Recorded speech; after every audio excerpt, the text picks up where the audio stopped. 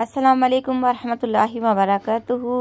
तो आज हम सीखेंगे वज़ू के फ़राइज़ में से एक भी फ़राइज़ रह जाए तो वज़ू नहीं होगा।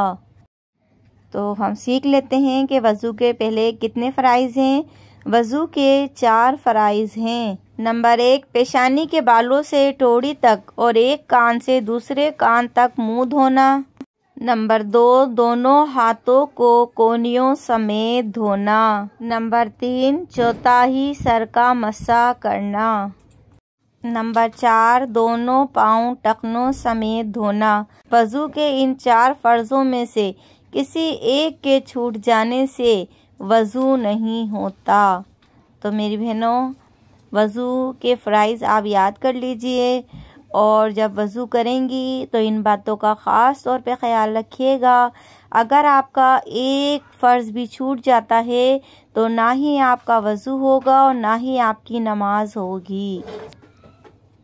दुआओं में याद रखिएगा, अपना बहुत सा ख्याल रखिएगा।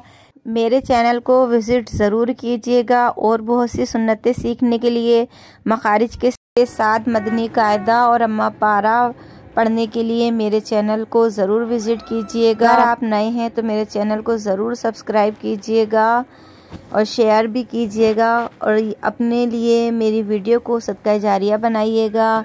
अल्लाह हाफ़िज़।